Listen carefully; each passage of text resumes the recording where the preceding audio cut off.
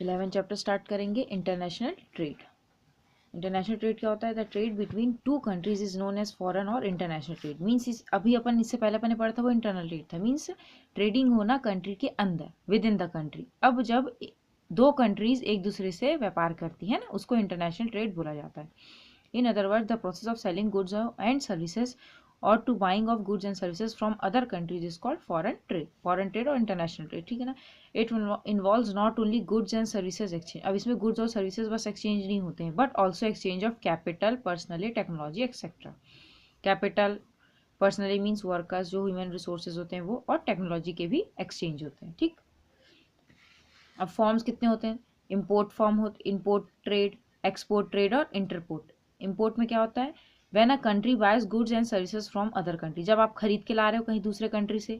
Export में जब आप दूसरे कंट्री, आप जब गुड्स एंड सर्विसेज को बेच रहे हो, ठीक है ना, सेल कर रहे हो। और इंटरपोर्ट ट्रेड में क्या होता है? When goods are imported into a country for the purpose of re exporting. Means एक कंट्री में गुड्स आया है उस कंट्री से दूसरे कंट्री में जाने के लिए। जैसे जैसे अपन एक बात करते हैं, जैसे हमें यहाँ से गुड्स भेजना है हमको, जैसे एग्जांपल ले लेते हैं, हमें यहाँ से गुड्स अमेरिका में भेजना है, ठीक है ना। तो हमारा गुड्स सबसे पहले कोई दूसरे कंट्री में गया, मान लो जैसे एशिया कहीं के भी कोई सी कंट्री देख लो, जैसे अफ्रीका में गया, ठीक है ना। अफ्रीका से फिर वो अमेरिका में जाएगा, तो एक कंट्री से दोबारा री एक्सपोर्ट किया जाता है दूसरे कंट्री में, इसको इंटरपोर्ट ट्रेड बोला जाता है, ठीक। अब नेचर ऑफ इंटरनेशनल ट्रेड में क्या बोला जाएगा? Foreign trade is always between two countries. और फॉरेन ट्रेड हमेशा किसे? दो कंट्रीज के बीच में होना चाहिए। गुड्स एंड सर्विसेज एक्सचेंज होना चाहिए दो कंट्रीज के बीच में, ठीक है ना, तब इंटरनेशनल ट्रेड होगा। Foreign trade involves use of currency for more than one country, और करेंसी का यूज होता है ना। नेक्स्ट क्या है? Foreign trade is divided in three parts. वही थ्री पार्ट्स जो अपन ने पढ़ा, इंटरपोर्ट, एक्सपोर्टर और इंटरपोर्ट इम्पोर्ट के बाद। फिर in foreign trade both importer and exporter has to sort the permission और licence from the respective countries. और इम्पोर्ट और एक्सपोर्ट करने के लिए जो भी अपने फॉरेन ट्रेडर होंगे उनको रिस्पेक्टिव कंट्रीज से परमिशन, लाइसेंस चाहिए रहना चाहिए, ठीक है, होना चाहिए उनके पास। Generally in this business air और वाटर ट्रांसपोर्ट इज यूज, और इसमें ज़्यादातर एयर और वाटर ट्रांसपोर्ट को यूज़ किया जाता है, ठीक है ना, क्योंकि लैंड तो हो नहीं पाएगा। और इसका जो एक्सचेंज होता है वो फॉरेन करेंसीज में रहता है। अब स्कोप देखा जाएगा तो कितना ये स्कोप है इसका, कितना फैला हुआ है, कितना एक्सपेंडेड है ना। Trade off tangible goods. Tangible goods क्या होता है? जिसको अपन देख सके, छू सके, ठीक है ना। This is a traditional area of such trade. Trading in foreign trade means the goods which are tangible, those that can be seen and touched. Trade और टी और मशीनरी, है ना, इसको इसको एक्सपोर्ट किया जाता है, ठीक है ना। Export means sending tangible goods abroad, import means लेके आना और बेचना, ठीक है ना, वही बोल रहे हैं foreign country. So it includes trade in services. Next अपना सर्विस, इम्पोर्ट एंड एक्सपोर्ट। अब ये तो टेंजिबल गुड्स होगा जिसको देख सकते हो, है ना। अब वो गुड्स जो सर्विसेज देते हैं, सर्विसेज में क्या आता है? Services export and import involves trade in intangible, cannot seen और फील। ऐसे ट्रेड जिसको अपन देख नहीं सकते, जिसको फील नहीं कर सकते, उन चीज़ों के, है ना, उन गुड्स के। This trade is also known as invisible trade भी बोला जाता है। Number of services are merchandised internationally, like tourism देना, boarding and lodging, hotel and restaurant, commercial services, banking, insurance, पर professional services like teaching, consultancy, research, ये सब अपने जो भी सर्विसेज प्रोवाइड करते हैं, पोस्टल, टेलीफोन, कुरियर सर्विसेज, ठीक है ना, तो ये सब सर्विस में आते हैं। अब लाइसेंस एंड फ्रेंचाइजिंग में, for increasing the scope of trade many multinational companies are doing their business by giving permission to some organisation. अब इसमें क्या बोल रहे हैं? कोई बहुत सारी जो मल्टीनेशनल कंपनीज है वो परमिशन देती है ऐसे ऑर्गेनाइजेशन को to produce their product in their country. Such institution use trademarks, patents और copyrights in lieu of some fee. In it is under the licence system that Pepsi and Coca Cola are produce and sold all over. अब देखो, Pepsi, cocoa Cola एक जगह produce होता है पर वो पूरे वर्ल्ड में इसको अपन ने बेचा जाता है फॉरेन कंट्रीज के द्वारा, तो वही लाइसेंसिंग और फ्रेंचाइजी की बात कर रहा है। नेक्स्ट अपना क्या दिया है? Foreign investment. It is another important form of international business. It involves investment of funds abroad in exchange for financial return. It can be two forms. इसके two forms होते हैं, FDI होता है एक, तो पोर्टफोलियो इन्वेस्टमेंट होता है, ठीक है ना। अब डिफिकल्टीज क्या क्या आती है फॉरेन ट्रेड में? फर्स्ट है टू सीक परमिशन। परमिशन लेने में, लाइसेंस लेने में दिक्कत आती है ना। Every individual or firm can not do foreign trade because it requires licence. हर कोई इजीली नहीं कर सकता क्योंकि लाइसेंस की जरूरत है। Import export from the respective government, the process of getting license itself is very complicated. Difficulty in contact. To make a contact very difficult. अब देखो, आपको दूसरे कंट्री से कॉन्टैक्ट बनाए तभी एक्सपोर्ट इंपोर्ट होगा, तो कॉन्टैक्ट बनाने में दिक्कत होते हैं, पहचान बनाने में, numbers problem like distance, language, lack of personal contact etcetera. It goes difficult to get information as to suitability of product also. Information about trader. It is very risky to know the information about foreign trader of their credit worthiness they are working. अब देखो, बहुत दिक्कत की बात कैसे है कि सामने वाले को आप बेच रहे हो, उसकी क्रेडिट वर्दीनेस कैसे, मतलब वो कितनी जल्दी आपको पैसा दे सकता है या आप दे सकते हो, है ना, अपने क्रेडिट को चुका सकता है, तो ये सब जानने में दिक्कत होती है. डिफिकल्टी इन एडवर्टाइजमेंट में, there is difficulty in advertisement too because different languages होते हैं. Moreover taste and fashion are quite different in the countries, और कंट्रीज अलग अलग कंट्रीज का अलग अलग टेस्ट और फैशन होता है, तो उसके अकॉर्डिंग गुड्स को भेजना लाना तो सब दिक्कत होती है ना. नेक्स्ट है difficulty of transport. Shipping and airways are the mostly use means of transport in foreign trade. Airways is big cost. अब एयरवेज क्या थोड़ा ज़्यादा कॉस्टली होता है then the seaways which takes much time and sending goods to get from. अब वही बोल रहे हैं, एयरवेज कॉस्टली होता है तो अब सी में भेजेंगे तो टाइम ज़्यादा लगता है. नेक्स्ट है डिफिकल्ट ऑफ, ये हो गया अपना. फिर मोर रिस्की है. रिस्की में कैसे बोला जा रहा है, the exporter face a great risk of trade goods. अब देखो, दूर से लेके जाना है उसको, दूर तक लेके जाना है ना, क्रेडिट बेसिस में, और उसको अगर जनरली आपने खरीदा हो और सी रूट से जा रहे हो तो कई नुकसान, एक्सीडेंट्स होने की संभावना रहते हैं ना, इस तरीके से कोई चोरी कर लिया या डूब गया तो इस तरीके के रिस्क होते हैं. ठीक है, अब यहाँ पर एडवांटेजेस दिया है फॉरेन ट्रेड का. क्या एडवांटेजेस, सबसे पहले आएगा more exploitation of resources. More exploitation क्या होगा, foreign trade operates on and principle produce those goods for which more resources are available in one country. अब इसमें क्या हो रहा है, जैसे एक कंट्री में वो रिसोर्सेज ज़्यादा है तो वो गुड्स प्रोड्यूस करके दूसरे गुड्स में एक्सपोर्ट करती है ना. Therefore every nation is able to, जिससे क्या होगा, हर नेशन को अपना यूटिलाइजेशन ईजिली हो जाएगा, मीन्स उनका नीड्स सेटिस्फाई हो जाएगा.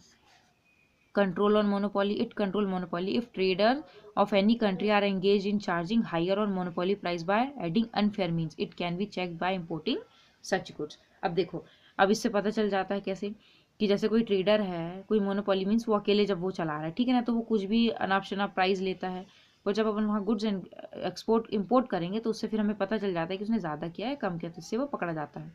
एनकरेजमेंट टू इंडस्ट्रियलाइजेशन में, these countries get ready market for raw material and import necessary capital goods and consumer goods for rapidly economic development. और इसमें क्या इंडस्ट्रियलाइजेशन कैसे एनकरेजमेंट मिलता है, क्योंकि देखो अब रॉ मटेरियल भी अपन एक्सपोर्ट कर सकते हैं, इंपोर्ट कर सकते हैं ना, जिससे क्या होता है कैपिटल गुड्स के जरिए मिला के अपन गुड्स कंज्यूमर गुड्स बना सकते हैं रॉ मटेरियल के जरिए, जिससे क्या होगा, इकोनॉमिक डेवलपमेंट होगा. नेक्स्ट क्या है, बेस्ट प्रोडक्शन. बेस्ट प्रोडक्शन में because of foreign competition the producers produce best quality of goods in their country. अब अब फॉरेन कंपटीशन है, इसकी वजह से क्या होगा, हर कोई सही तरीके से अपना गुड्स बनाएगा, बेस्ट क्वालिटी का गुड्स बनाएगा. ठीक है, नेक्स्ट है earning of foreign exchange. Foreign exchange में आपको अर्न करने का मौका मिलता है. Foreign trade helps a country to earn foreign exchange which it can later use for meeting import its import. High standard of living, सबके standard of living को increase करता है. ठीक है, तो ये अपने एडवांटेजेस हो गए. अब डीमेरिट्स क्या होते हैं, bad effects of foreign competition. अब इसमें बैड इफेक्ट्स कैसे पड़ता है, ड्यू टू इंटरनेशनल बिजनेस. अब देखो, इंटरनेशनल से बिजनेस करने की वजह से जो इंटरनल बिजनेस है उसको एडवर्सली इफेक्ट पड़ता है. डोमेस्टिक जो छोटे मोटे इंडस्ट्रीज होते हैं उनको दिक्कतें होती है, कॉम्पिटिशन फेस नहीं कर पाते हैं क्योंकि छोटी मोटी इंडस्ट्रीज हैं, इस वजह से. ठीक है ना, तो ये दिक्कत होता है. घरेलू इंडस्ट्रीज जो होती है उनको नुकसान पहुंचता है. Dependence on foreign country. Foreign country पे ज़्यादा डिपेंडेंट्स हो जाते हैं, खुद नहीं प्रोड्यूस करते हैं, बाहर से मंगवाते हैं, तो डिपेंडेंसी ज़्यादा हो जाती है जो हार्मफुल होता है. एग्जॉस्टेशन ऑफ नेचुरल रिसोर्सेज, और नेचुरल रिसोर्सेज को एग्जॉस्ट करना. It cause danger to natural resources of the country as they export their resources like minerals, coal, और ये सब अगर बेच रहे हैं, मतलब भेज रहे हैं दूसरी जगह, तो खुद की कंट्री के लिए ये नुकसान है. ठीक है ना, हार्मफुल है. One side development of the country, और यहाँ पे एक कंट्री का ही ज़्यादा डेवलपमेंट होता है. International business is done on the basis of specialisation, geographical division of labour. Therefore the country produce only those goods in which they have self sufficient. वही goods बनाते हैं जिसमें उनको ज़्यादा प्रॉफिट हो, कम कॉस्ट में मतलब कम लागत में बने और प्रॉफिट ज़्यादा दे. ठीक है ना. डंपिंग में, according to dumping of development country sell their goods below the cost of capture to capture the market. Therefore it cause harm to development of developing country. अब यहाँ पे क्या बोल रहे हैं, जो डेवलप्ड कंट्री होते हैं वो sell their goods below the cost of capture the market, below the cost. अब वो कॉस्ट से कम में बेचते हैं ताकि वो पूरे मार्केट में अपना हक जमा सके ना, मतलब कैप्चर कर सके, पहले पूरे मार्केट को कैप्चर कर लिया, अपना बना लिया, उसके बाद इससे क्या होता है, जो डेवलपिंग कंट्री रहता है उसको दिक्कत होती है। उन्होंने पहले अपनी पहचान बना ली, अपना पूरा मार्केट बना के रख लिया है, तो जो डेवलपिंग कंट्री रहती है उनको ज़्यादा मौका नहीं मिल पाता है, ठीक है ना, ये दिक्कत होती है इसमें।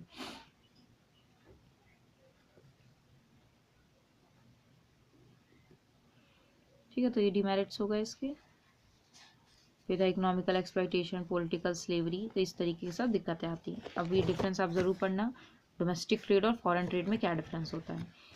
फर्स्ट क्या आएगा, बिटवीन होम। बिटवीन होम में क्या होता है, persons living in the same country, trading होती है सेम कंट्री के अंदर, ट्रेडिंग होती है नेशनल्स मतलब अदर कंट्रीज़ के साथ। मार्केट सेगमेंट में वन मार्केट एंड डिफरेंट सब market, different market and different सब मार्केट्स। एक मार्केट होता है, डिफरेंट सब मार्केट होते हैं, यहाँ पे डिफरेंट मार्केट्स होते हैं और डिफरेंट सब मार्केट भी होता है। फिर मीडियम ऑफ एक्सचेंज में प्रॉब्लम फॉर फॉरेन करेंसी इसमें आती नहीं, क्योंकि आपको उस कंट्री के अंदर ही लेन देन करना है। यहाँ पे प्रॉब्लम आती है फॉरेन एक्सचेंज की, ठीक है ना, क्योंकि आपको दूसरे कंट्री के साथ लेन देन करना है। मोबिलिटी ऑफ फैक्टर्स में the degree of mobility of factors of production like to be more, ये पॉइंट्स सुने दो। कॉस्ट ऑफ ट्रांसपोर्ट में देखो, इसमें लो लगता है, इसमें हाई लगता है। नंबर ऑफ डॉक्यूमेंट्स में, नंबर ऑफ डॉक्यूमेंट्स जो भी प्रिपेयर करने पड़ते हैं वो लेस रहता है, इसमें ज़्यादा लेना पड़ता है, ठीक है ना। टाइम ऑफ सप्लाई में लिटिल टाइम मच टाइम, ठीक है, तो ये डिफरेंस आप पढ़ना। अब यहाँ पे एक्सपोर्टिंग और इम्पोर्टिंग के बारे में बताया है। By exporting goods and services the company can enter into international trade. अब एक्सपोर्ट के जरिए आप इंटरनेशनल ट्रेड में एंटर कर सकते हैं। Importing is a purchase of goods and services and bringing them into one's home country, अब बाहर से लेके आना है खुद की कंट्री में। अब इसके एडवांटेजेस क्या होता है एक्सपोर्टिंग के, this is traditional way of entering into, export करने से आप इंटरनेशनल मार्केट में जा रहे हो, है ना, और लेस कॉम्प्लिकेटेड होता है। It does not need more investment की ज़्यादा जरूरत नहीं पड़ती। Time labour is saved by appointing agents. This contain less risk than other modes of entering international business. Export के जरिए में कम रिस्क होता है। अब डिसएडवांटेजेस में क्या होगा, as the goods physically move from one place or country to another, exporting ही इम्पोर्टिंग इन्वॉल्व्स एडिशनल पैकिंग। अब एक जगह दूसरी जगह भेज रहा है दूर, वो भी तो इसमें एडिशनल पैकिंग करनी पड़ती, ट्रांसपोर्टेशन का, इंश्योरेंस का, हर चीज़ का उसमें कॉस्ट मतलब थोड़ा ज़्यादा लगते हैं पैसे। The exporting importing face many difficulties when the government change import export policies. अब जब गवर्नमेंट ने चेंज कर दी इम्पोर्ट एक्सपोर्ट पॉलिसीज तो फिर उसमें दिक्कत आती है। Exporting is not a feasible option when import restriction exist in a foreign country. अब इम्पोर्टिंग फिजिबल ऑप्शन नहीं बोला गया है, क्यों, जब इम्पोर्ट कोई कंट्री में जब इम्पोर्ट का रिस्ट्रिक्शन है तो फिर वहाँ पे दिक्कत आती है ना, इस वजह से। The price of goods increase because the presence of middle man. अब मिडिल मैन आ जाता है बीच में, एजेंट वगैरह, जिससे क्या होता है गुड्स का प्राइस इंक्रीज हो जाता है, ठीक। अब यहाँ पे दिया है कॉन्ट्रैक्ट मैन्युफैक्चरिंग में क्या होता है, it refers to a type of international business where a firm enters into a contract with one or few local producers in foreign countries to get certain components of or goods. अब इसमें क्या बोल रहे हैं, ये refer करता है वो टाइप इंटरनेशनल मार्केट को जिसमें where a firm enters into contact with few local producers, mean जो एक फर्म रहती है वो कॉन्टैक्ट में आती है, कोई जो लोकल प्रोड्यूसर होते हैं किसी फॉरेन कंट्री के, उससे वो कॉन्टैक्ट बना लेती है, ठीक है ना, फिर उनसे कंपोनेंट्स और गुड्स की मदद से वो गुड्स बनाती है, ठीक है ना। अब इसमें प्रोडक्शन होता है, असेंबलिंग होता है, फिर कंप्लीटिंग ऑफ मैन्युफैक्चर होता है। अब इसके एडवांटेजेस में क्या आएगा, advantages of specialisation and division of labour are gained. Specialisation mean जो पर्टिकुलर स्पेशलाइज चाहिए वो बनाते हो, लेबर बढ़ जाता है इससे। A little investment is needed. It is also given advantages of international company of getting product manufactured and assembled at lower cost.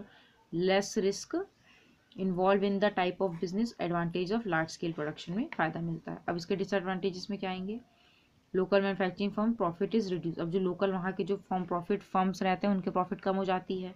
No control on manufacturing company as goods are produce strictly as per the terms and specialisation of contract. अब इसमें क्या रहता है, जो manufacturing company रहती है उस पर कोई उसका कंट्रोल नहीं रहता है। The local firm manufacturing under contract का manufacturing is not free to sell the contract output as per its will, ठीक है, ये दिया है इसमें। उसके बाद अपना लाइसेंसिंग एंड फ्रेंचाइजिंग है।